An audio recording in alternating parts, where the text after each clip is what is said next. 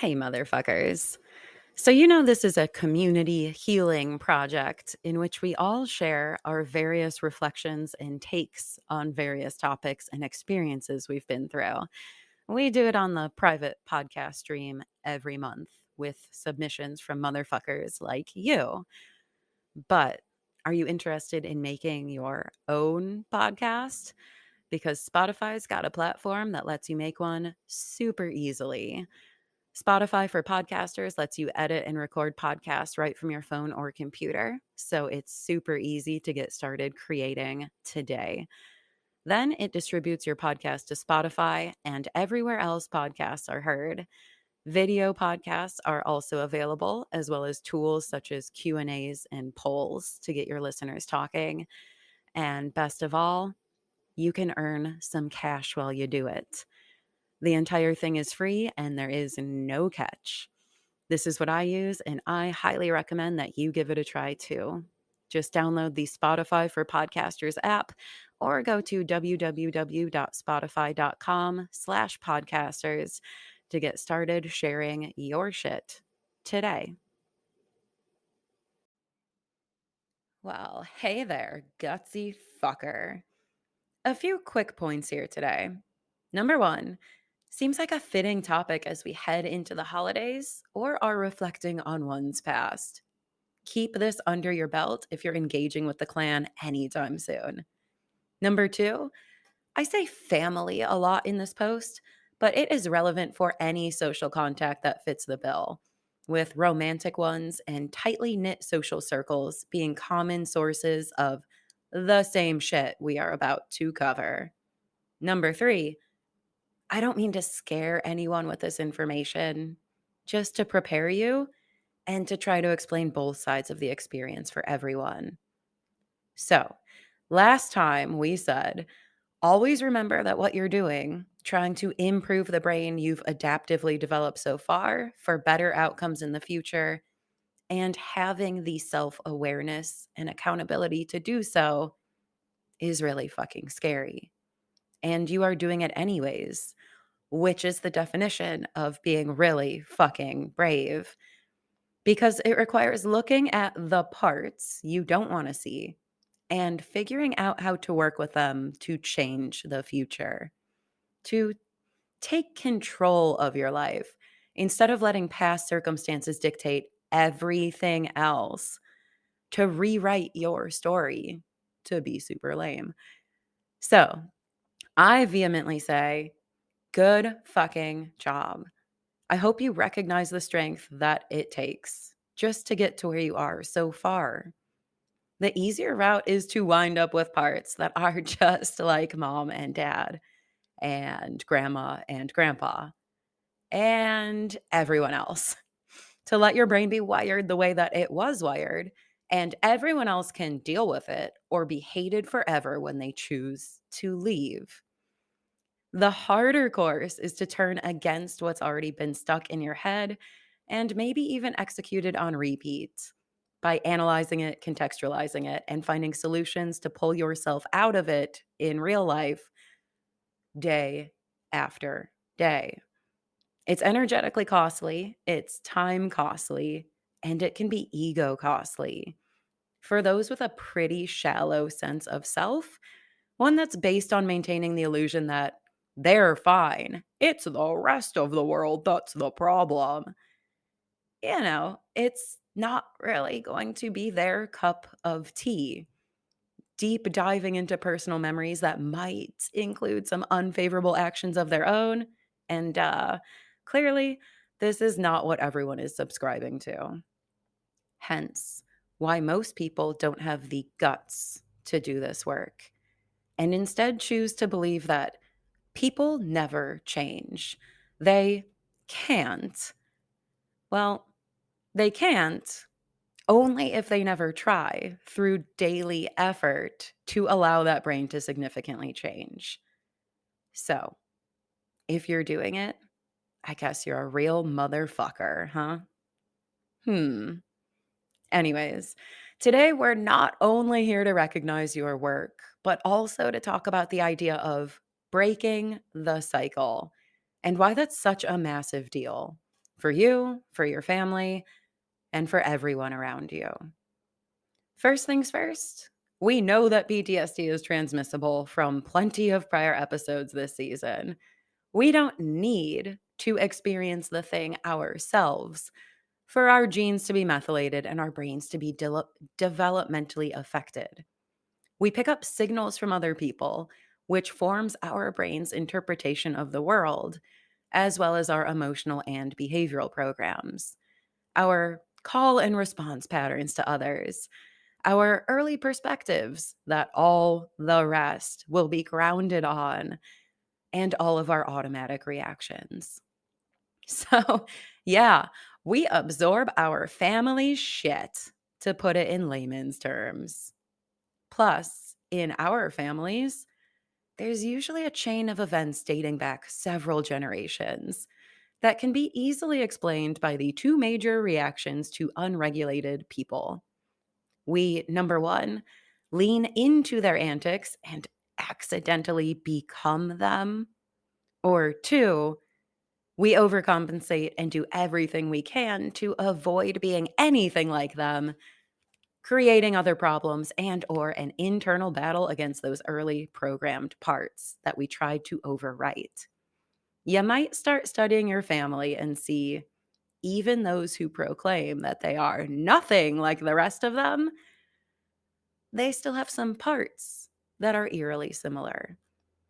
Either way, the compensation wheel turns. No one in a system of trauma, such as a family or close friend group, is stoked to have these patterns and personality traits brought up. Everyone likes to think that things are fine, or if things aren't fine, it's entirely whoever's fault.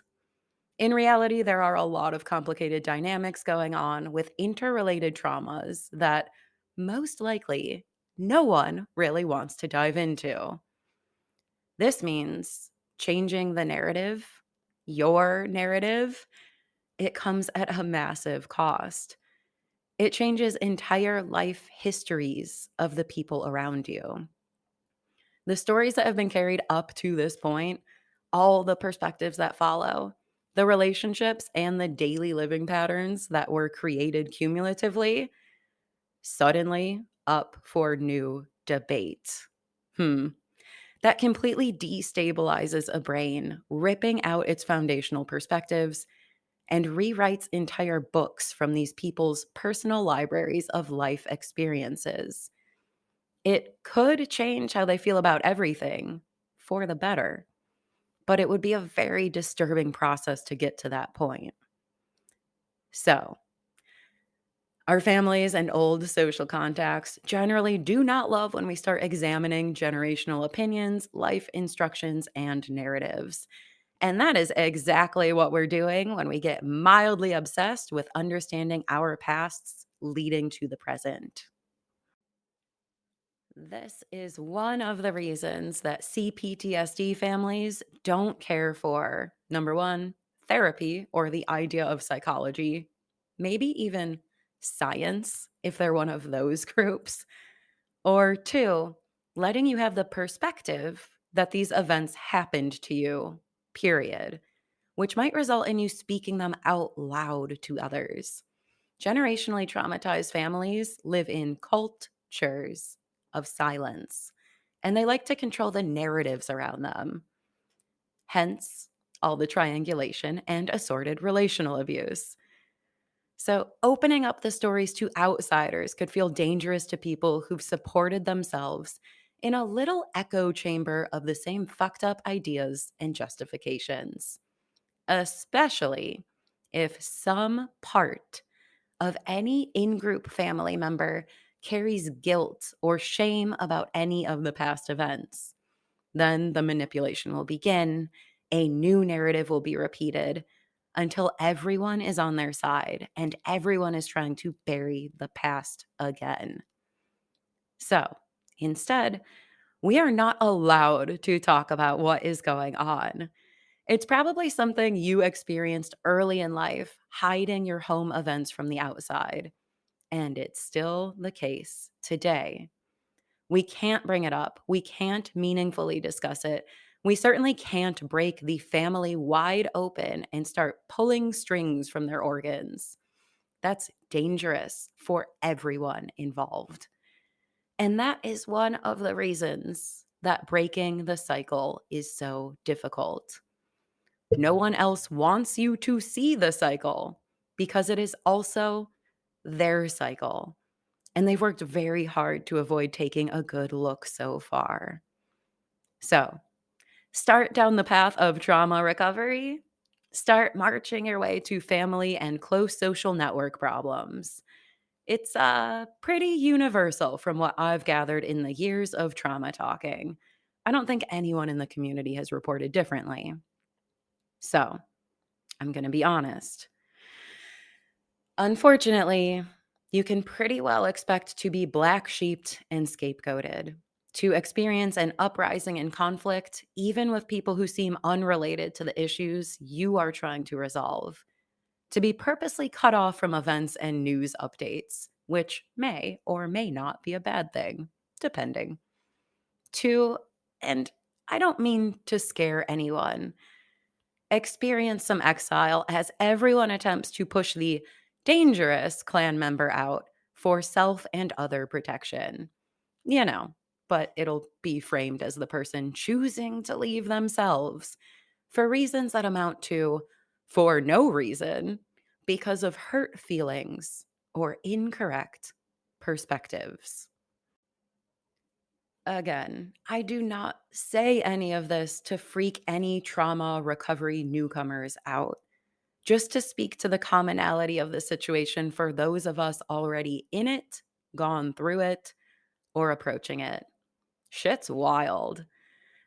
Google down the rabbit hole the missing reasons if you want to spend a few hours reading up on estranged family member tactics and viewpoints.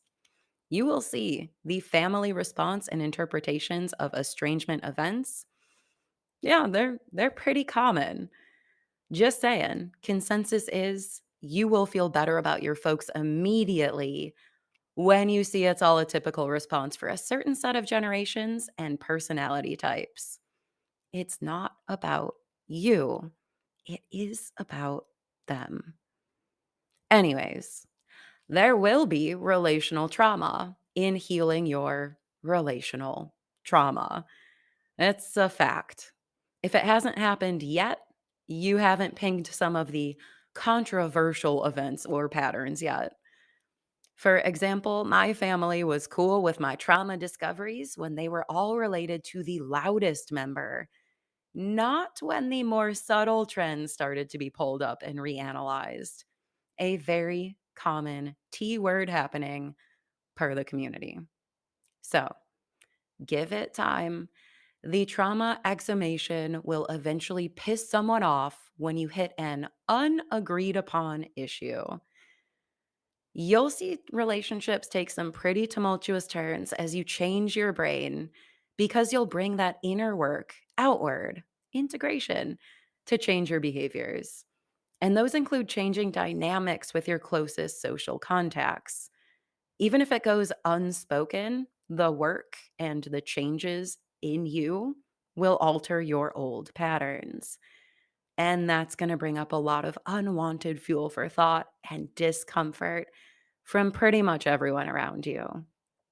Even if those changes ultimately are better for everyone, allowing for healthier, better informed about what relationships and well balanced lives really mean perspectives, established with boundaries, even that allow everyone to feel more safe and to live more autonomously. Well, your family doesn't know what the fuck any of that is, and they generally don't care to find out. Your current partner, perhaps the same, depending on who they be. Again, it would change these folks' views on everything that happened in the past and require self accountability to sew those stories back together. So they likely won't respond favorably to your favorable changes. They will revolt.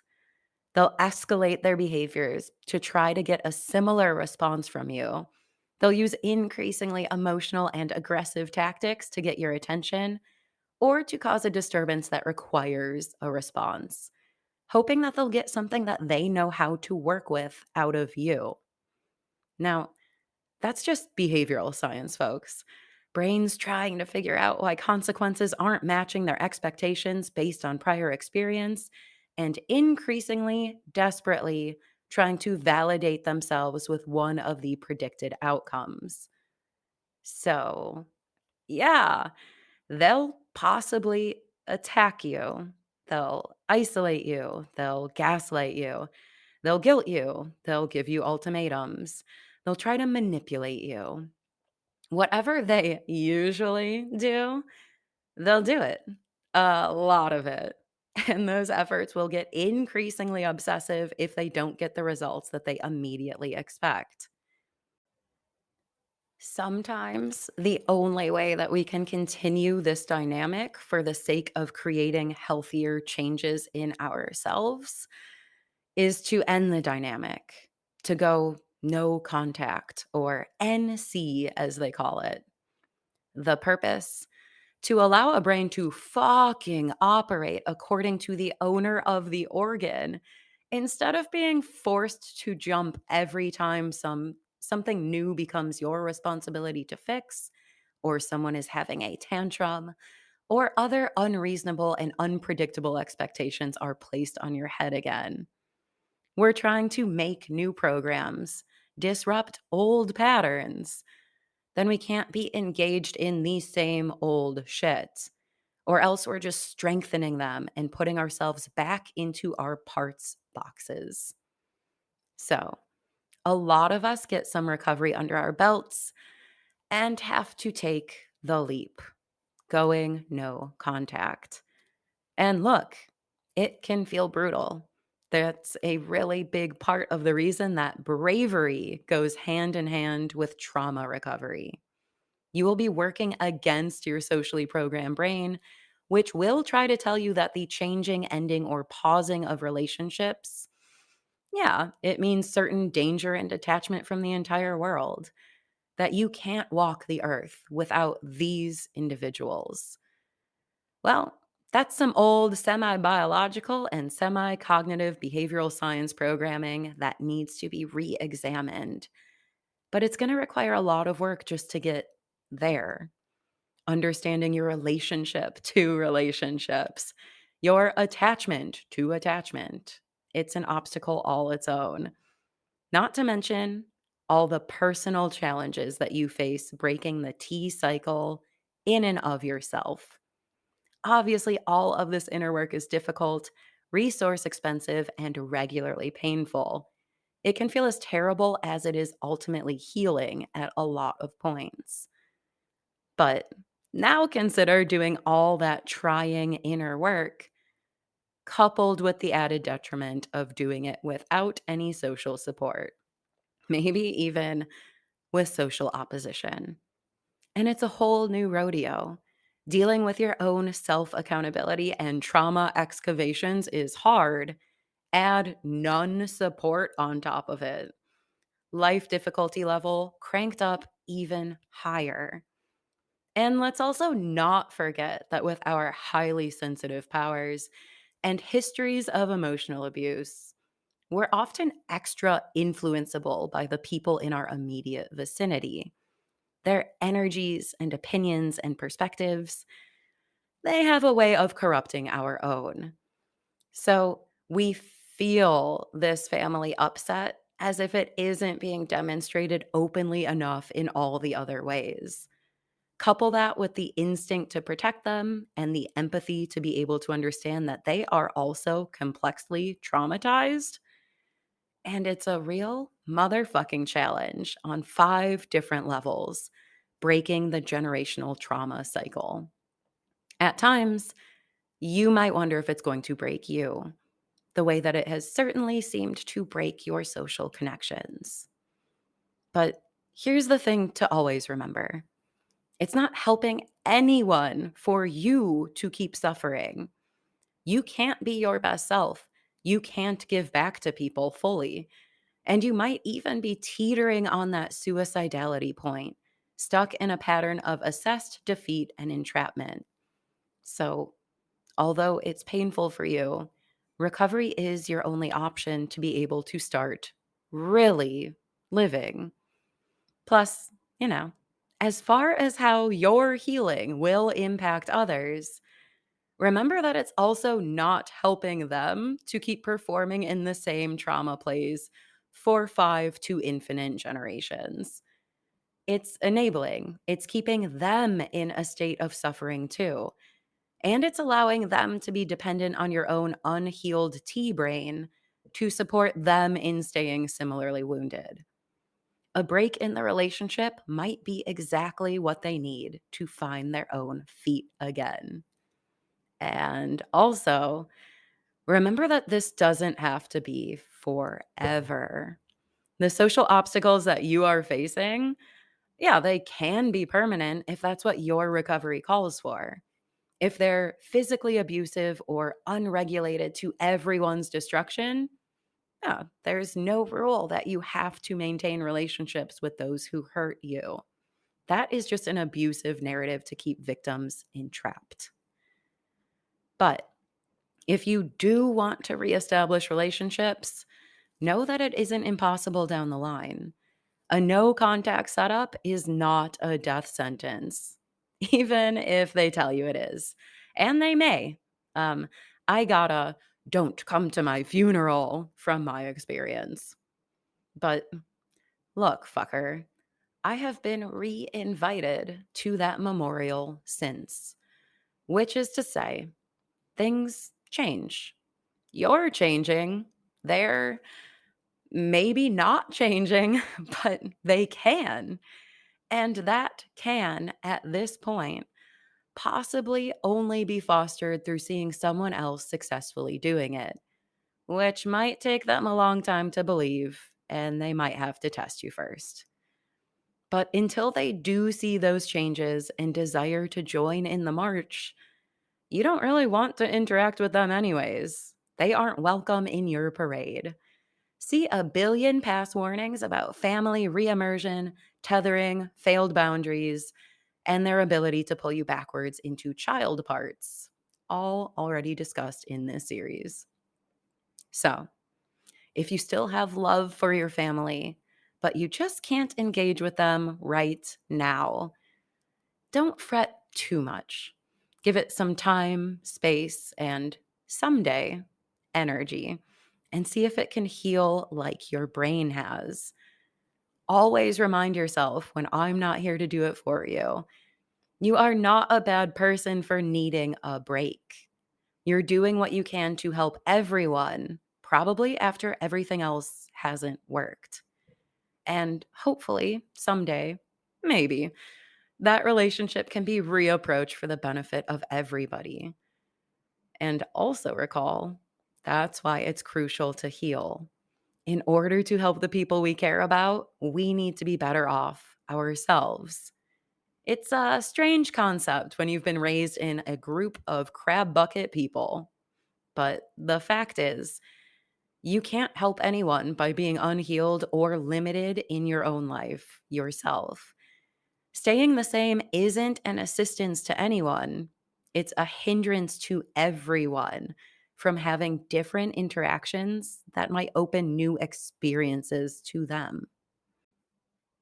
And as you heal, also be ready for new folks to enter your life. If your family can't be a part of it right now, you'll probably find a fake family to fill the void. Your new brain will attract ones that meet it in a similar place, and healthier relationships will be available to you. Meaning, on the other side, you will find folks who finally get it, and you have the option to reform better bounded relationships with the people who maybe never have. Meanwhile, you can rest easy knowing that you are not perpetuating the same cycle. To your friends, partners, family, or coworkers, especially not to your children. And isn't that the biggest reason to put in the effort to break the cycle? I think one of the biggest doubts that we all face is parenting fear. How can we spare our kids from the same mental fate that befell us? Especially when we talk about how automatic and instinctual these patterns become and how easily transmissible they are to others. How can we keep them from designing brains just like ours? Well, we really can't. That's just biology, behavioral science, brain development. It's going to happen. They're going to carbon copy many parts of their brain from yours. So the only answer is recovering that brain, building a better one yourself so you can offer it as a model to those who follow. Give them some better blueprints for what living and relating can look like. Don't pass on the same plans as your family handed you. And it's never too late to do that. Just remember, nothing is permanent. The future isn't here yet. You're working on making it. There's always time to be who we know we truly are as our fullest, most authentic, most guttural selves. And that paves an easier way for every single person in our orb, especially when it comes to those healing and designing healthy brains themselves. So, for what it's worth, I know people who've changed positively as adults from their parents changing positively in old age. It shook up the whole system and benefited everyone, especially in their relationship. So it's never too late. And on that, it's never too late note, returning to our societal commentary for a second, look, it's been a lot of rough, destabilizing, traumatic times. But still, our next generations have a sunnier outlook than those that came before. Maybe not geopolitically or environmentally yet, but with the number of folks who've been determined enough to understand who they are, why, and how it affects others, with the ability to transmit information, even through little DIY conversations about the reality of deeply dismissed issues, well, things are changing. The CPTSD conversation has grown enormously since 3 years ago when this project started. Childhood trauma and resulting brain operations are becoming table discussions more and more frequently these days. It's getting to become more accepted and openly conversed about. We have been making the first real effort to understand ourselves, maybe in all of human history, and to break these cycles. And we are taking that burden on our own heads and shoulders when it would be so much easier to just keep transmitting the same patterns. So much for being part of a lazy, hedonistic, toxically individualized group of problem makers, huh? It sure seems like the opposite from where I stand. It looks to me like we're the ones putting in the hardest work, not only in the world, but in ourselves, and changing life for everyone around us as a result. Stepping up to the plate as our real selves to be less ass hattish than the screamers and shamers who've made this world. And that is why your recovery matters.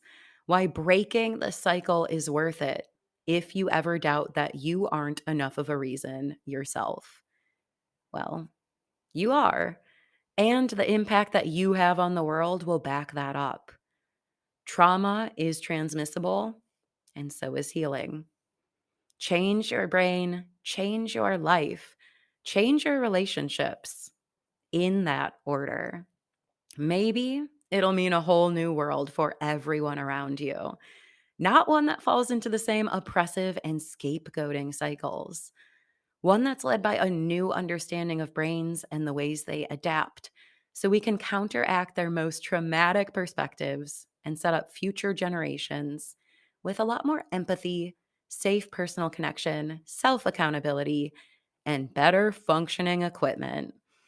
and a new resulting world order, free from the common trauma culture that's been pulling us into a societal regression, can finally be birthed.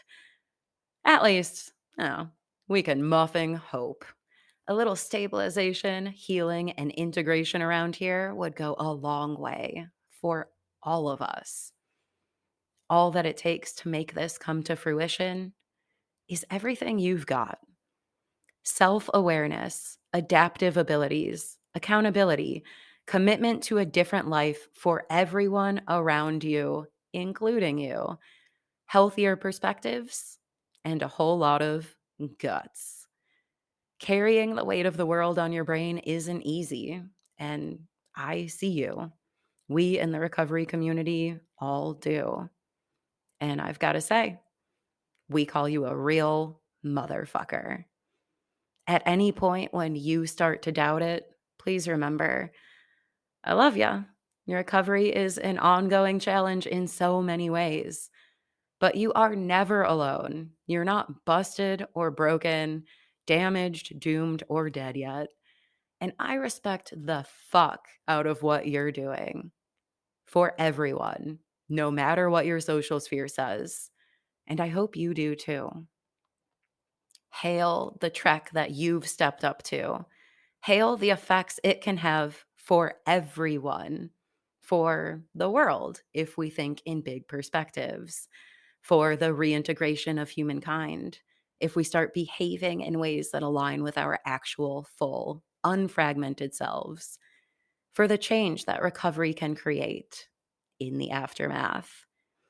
Hail Archie, king of the fucking fort, running free forever. And always hail yourself. Till next time, which could be a lot sooner than a year. Cheers, y'all, and take care of your motherfucking self out there. That's it. We did it. We finished this. Got a little choked up at the end, but I can't believe it. Whew. All right. We out of here, and I will see you on the interwebs, my dudes, non-gendered. Bye.